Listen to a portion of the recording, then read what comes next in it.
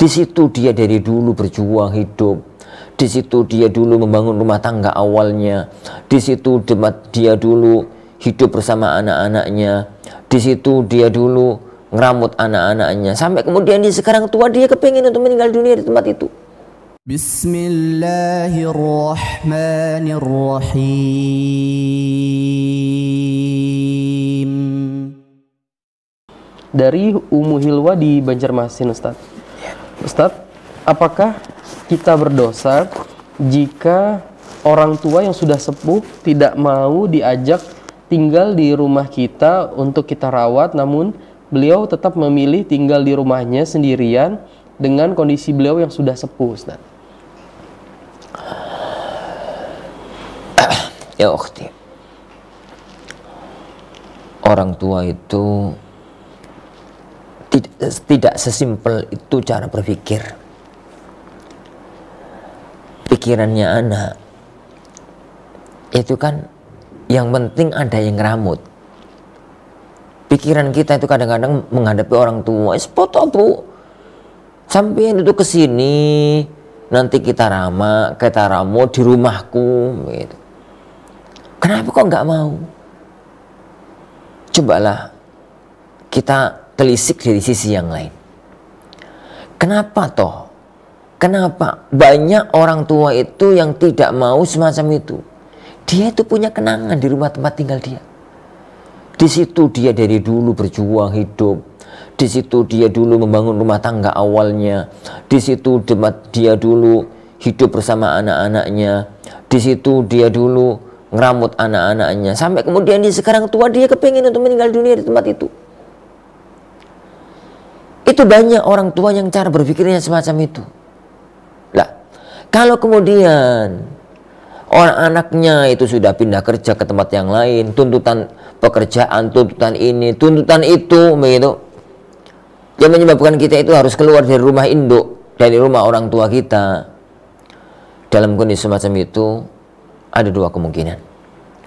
Kemungkinan yang pertama, orang tua mau legowo pindah dari rumahnya ke rumah kita. Orang tua mau legowo pindah dari rumahnya, rumah beliau, ke rumah kita. Mungkin orang tua itu memahami bahwasanya anaknya memang gak mungkin harus tinggal di tempat dia karena kaitannya dengan pekerjaan, kaitannya dengan perusahaan, kaitannya dengan sekolah ibu tune, kaitannya dengan ini, kaitannya dengan itu, sehingga orang tua legowo. Kalau begitu selesai masalah. Berarti nanti mampu bisa menggabungkan antara dua kebaikan. Kebaikan satu, bakti sama orang tua. Kebaikan yang kedua, maslahat yang lain tidak tergadaikan. Itu yang pertama. Dan nasihat ana sebenarnya sih kepada para orang tua atau calon yang akan nanti jadi orang tua yang sepuh.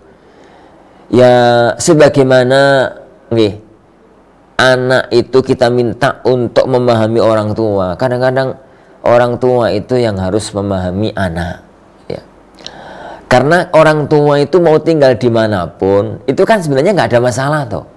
Hanya main perasaan aja, kepingin dia di tempat tinggal di tempat itu. Hanya itu aja sebenarnya masalahnya.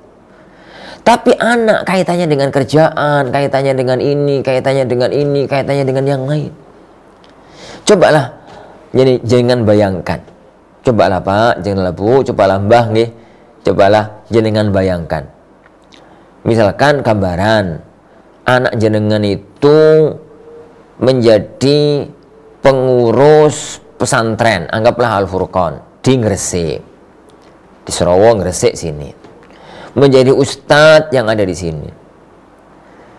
Dia itu sudah Masya Allah di Al-Furqan ini, di situlah istrinya, di situ anaknya, di situ tempat dia mengabdi, di situ tempat dia cari pahala, di situ tempat dia cari akhirat, yang mana pahala-pahala anak itu jenengan sendiri yang akan mendapatkannya.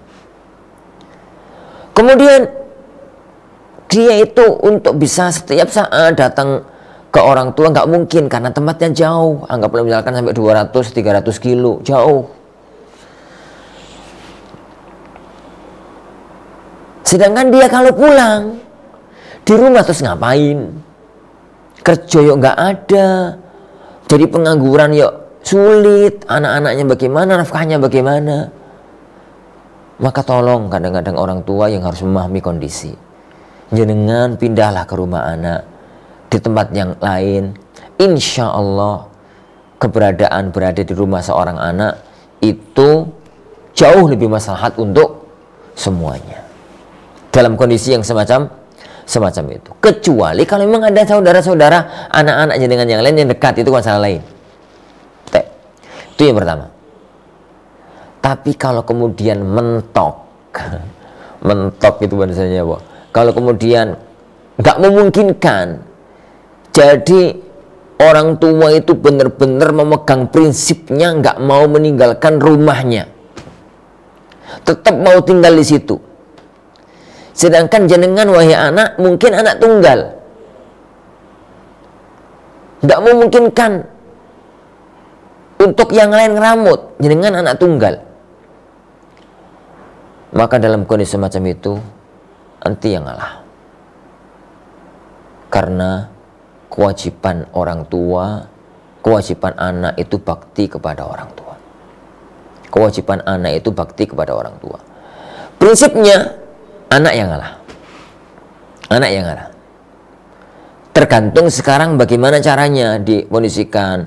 Yang istri misalkan ke rumah ibunya, sang suami tetap di tempat pekerjaan, pulang sebulan sekali, kayak 2 minggu sekali atau gimana itu, atau gimana lah caranya dirembuk. Yang termaslahat itu bagaimana?